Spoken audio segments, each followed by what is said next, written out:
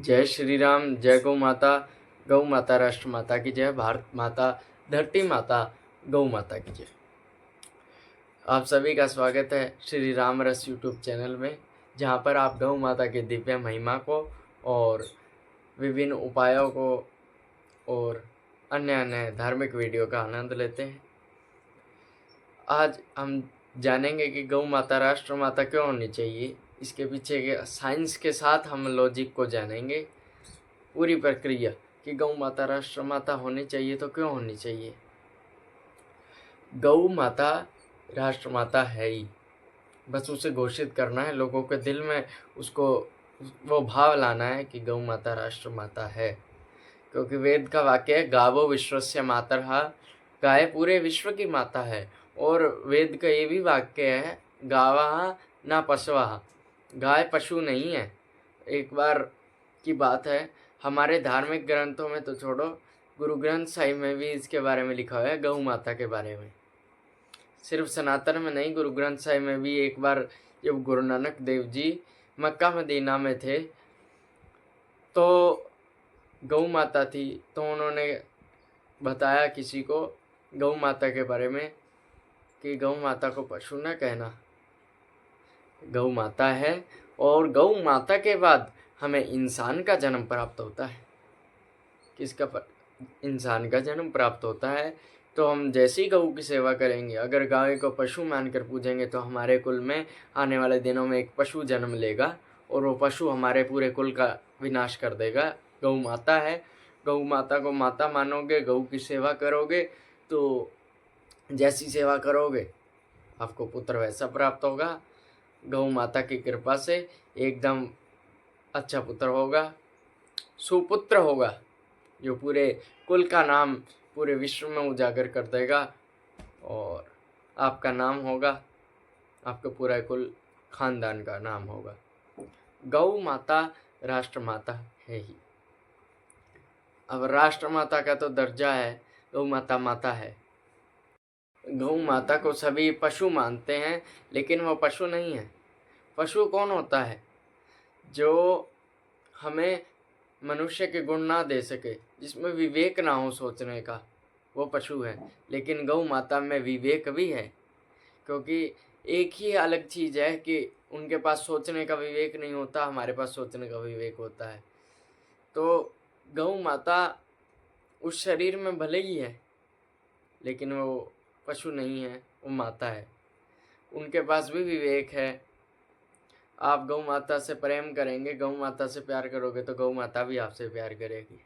और एक सबसे विशेष बात कि जो गौ का दूध होता है, अगर कोई भी माँ अपने बच्चे को दूध नहीं पिला पा रही जब वो होता है, तो उसकी जगह हम गौ माता का दूध पिला सकते हैं। क्योंकि गौ माता का दूध और जो माँ का दूध होता है, जिसने हमको जन्म दिया है, जो उसका दूध है और जो गौ माता का दूध है, उसमें सेम प्रोटीन पाए जाते हैं, सेम कीटाणु उसके अंदर पाए जाते हैं।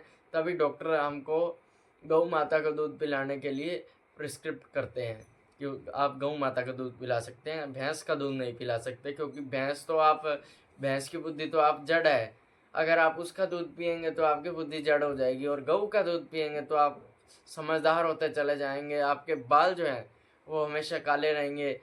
लगभग 40, 50, 60 साल तक की उम्र तक भी आपके बाल काले रहेंगे, आपकी स्किन पे तेज आ जाएगा। आप गऊ का दूध पिएंगे तो स्किन का कलर खिल आएगा। ये गौ माता की दिव्य शक्तियाँ हैं कि उसके दूध में इतनी शक्ति है कि आपके शरीर में ये सब आपको नज़र आने लगेगा। अब गौ माता का एक लक्षण तो आपको बता दिया कि गौ माता माता कैसे है।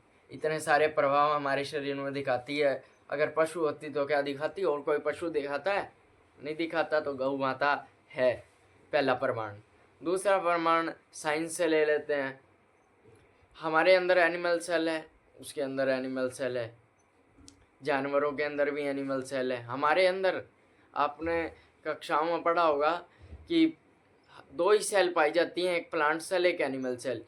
एनिमल सेल मनुष्य के अंदर भी है और अन्य जीव जंतुओं के अंदर भी है, और प्लांट सेल सिर्फ पेड़ पौधों में पाई जाती है। तो जो एनिमल सेल है वो गौ माता के अंदर भी होगी और हमारे अंदर भी होगी। कई लोग कहते हैं कि क्या तुम्हें जानवर ने जन्म दिया है, गौ माता ने तुमको जन्म दिया है, गाय ने जन्म दिया है, तुम तो उनको बता दे कि उसके अंदर भी एनिमल सेल है, हमारे अंदर भी एनिमल सेल है। तो एक गुण तो ये एनिमल सेल वाला देख लिया। अब बात आती है कि भैंस के अंदर भी तो एनिमल सेल है, वो क्या लगी, वो भी तो माता कही जानी चाहिए।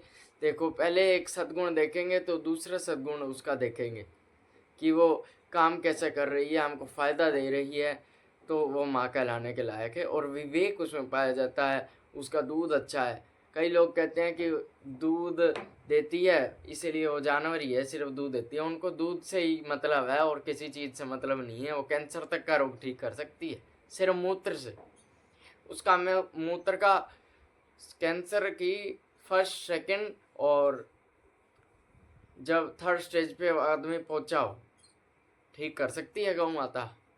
अगर ज़्यादा कहानी बिगड़ जाए तो उसको एक समय के लिए कंट्रोल कर सकती है, जीवन थोड़ा बढ़ा सकती है मनुष्य का। लेकिन पूर्णतः थर्ड स्टेज जो आदमी की मौत का समय कह सकते हैं जो आ जाता है, उस पर तो कोई दवाइयाँ भी काम नहीं करती। फर्स्ट सेकंड और थर्ड स्टार्टिंग स्टेज, उस पे गौ माता का मूत्र अगर प्रतिदिन खाली पेट अगर कोई पीता है तो कैंसर थोड़े ही समय में आपको नज़र आ जाएगा कि आपके शरीर में कुछ चेंज हो रहे हैं। आप टेस्ट करवाओगे तो कैंसर चुटकियों में ख़त्म हो रहा होगा। ये गौ माता की कृपा है। गौ माता का मूत्र और गौ में बचते लक्ष्मी, गौ का गोबर में लक्ष्मी का वास है। अच्छा, भैंस का गोबर बिकता है? नहीं बिकता। कई जगह बिकता होगा खाद के रूप में, कुत्ते का बिकता है, अन्य जानवरों का बिकता है। गौ माता का गोबर आप देखेंगे खेती में किसानों को पता होगा कि भैंस का इतना गोबर फायदेमंद नहीं है जितना गौ माता का गोबर फायदेमंद है। तभी तो गौशाला में जो गोबर होता है वो भी बिकता है। कहाँ जाता है? खाद में इस्तेमाल किया जाता है। अभी इतना प्रचुर मात्रा में गोबर का इस्तेमाल नहीं किया जाता, जिस दिन करने लग जाएंगे तो भारत विश्व गुरु बनते समय नहीं लगेगा। भारत विश्व गुरु बन के रहेगा। और गौ में बसते लक्ष्मी, गोबर में लक्ष्मी माता का वास है। गोबर से नोट निकलते हैं, पैसा आता है। जब वो बिकेगा तब वो खेती में यूज़ होगा, अन्य जगहों पर गोबर गैस बनाने के काम आएगा। आपको पता होगा कि गैस सिलेंडर बहुत ज़्यादा महंगे हो गए हैं क्योंकि हम गैस सिलेंडर के लिए ईरान पर डिपेंड थे। वहाँ युद्ध चल रहा था तो हमारे यहाँ गैस की कमी हो गई थी। अगर यहीं पर हम गोबर गैस का प्रयोग कर रहे होते तो आज हमको उन पर निर्भर नहीं होना पड़ता। हमारे पास खुद की गैस होती, गोबर गैस होती, गौ माता की ऑर्गेनिक, हम उससे जो रोटी बनती शुद्ध होती, पूर्ण रूप से शुद्ध होती, उसको हम खाते तो हमारे अंदर शुद्ध विचार आते, शुद्ध विचार आते तो हम भविष्य को शुद्ध बना पाते। अगर हम भविष्य को सही बना पाएंगे तभी भारत विश्व गुरु बनेगा और भारत अपनी जो छवि है वो विश्व पटल पर विराजमान करवा पाएगा। अर्थव्यवस्था के क्षेत्र में भारत एक मजबूत स्थान ग्रहण कर पाएगा। ये गौ माता के लक्षण है। क्योंकि माता कैसे है ये आपने जाना कि माता कैसे है, तो अब गौ हत्या बंद कैसे हो, अगला सवाल आता है।